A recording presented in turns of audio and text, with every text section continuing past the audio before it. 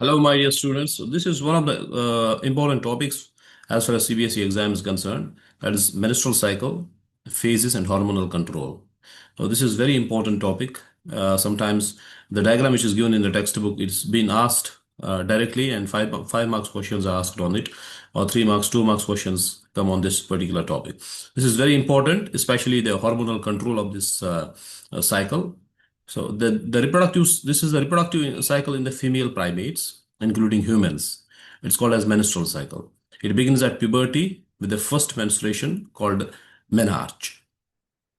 So first menstruation is menarche. Just remember the name, and continues till menopause. Menopause age is around 50 years.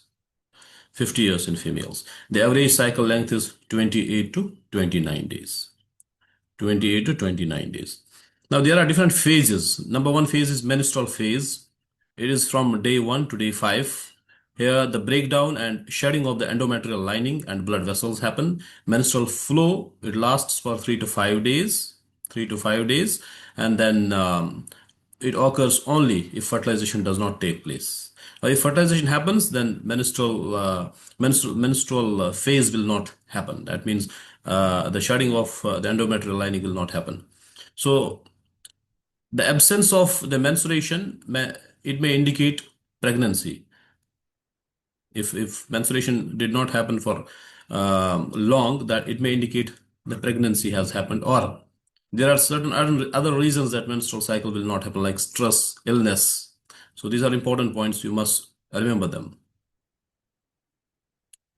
Now, number two is follicular phase. Primary follicles grow into Graafian follicles. This endometrium regenerates by proliferation, increasing secretion of FSH, that is follicle stimulating hormone, and LH, luteinizing hormone. Growing follicles they will secrete estrogen, which helps in growth of these follicles. This is called a follicular phase. One more thing, estrogen helps in repair and thickening of the endometrium. Now, number three is ovulatory phase.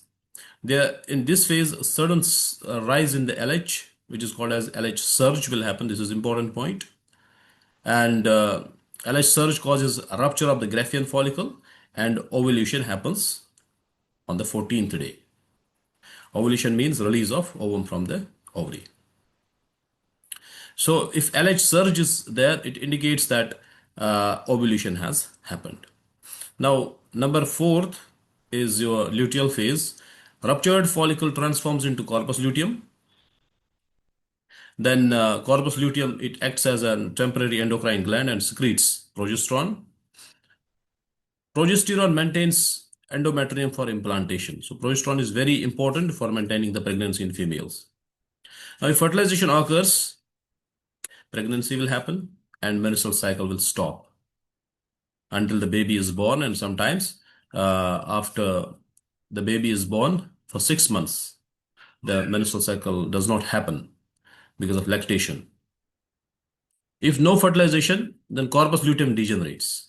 Fertilization will not happen, corpus luteum will degenerate. If fertilization happens, then corpus luteum will act as a endocrine gland and will secrete progesterone.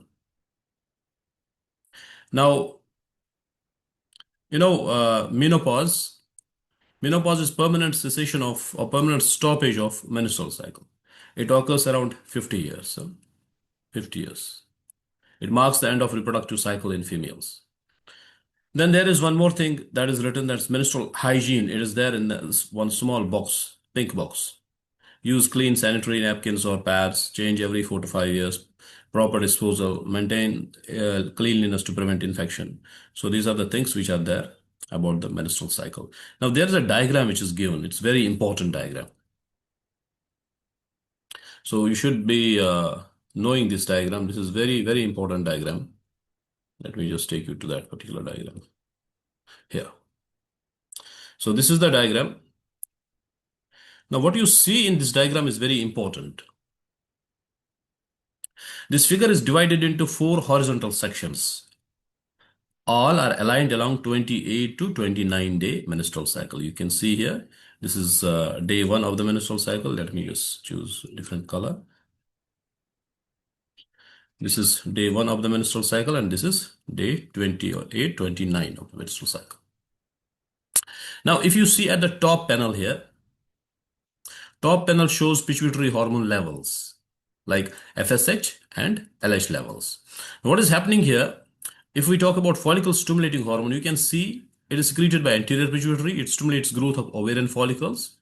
Slightly rises at the beginning of the cycle. You can see this is slightly raised at the beginning of the cycle. When we talk about LH, luteinizing hormone, it remains low initially. So here you can see it is low initially. It shows a sharp mid-cycle peak, which is called as LH surge. So LH surge causes the ovulation. So this is very important point. So this is the first level, or this is also called as top level in this diagram, where pituitary hormone levels are given. Number 2, second panel is ovarian events. This one. This panel shows change in the ovary, developing follicles from 1 to 13 days.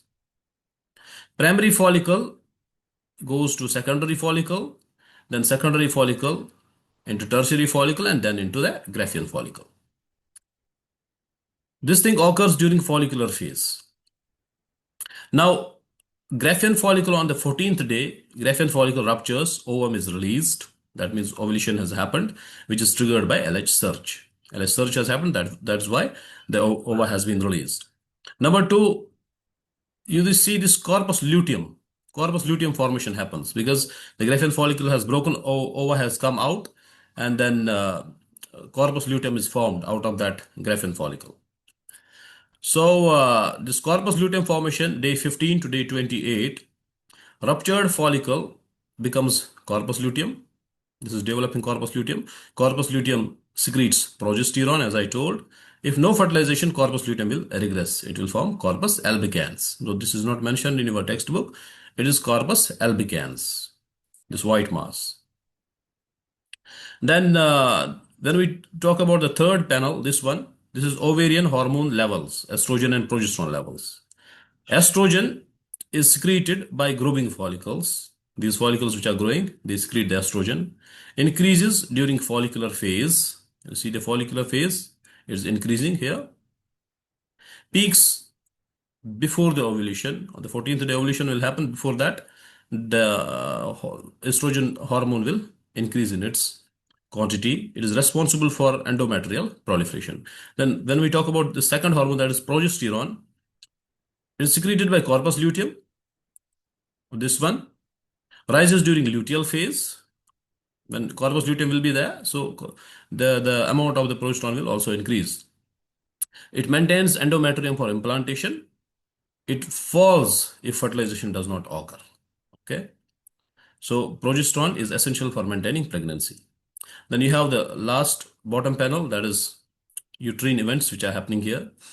Menstrual phase, 1 to 5 days. Shedding of endometrium will happen. Blood and tissue is expelled, caused by drop in progesterone levels. You can see here the progesterone levels have decreased and estrogen levels are less. This LH level is less, so menstruation will happen. That means this blood shedding will occur. Okay. Number 2 is proliferative phase or follicular phase. This is from day 6 to day 13. Endometrium regenerates itself, becomes thick and vascular, and is controlled by estrogen itself. That's why the estrogen level has increased here.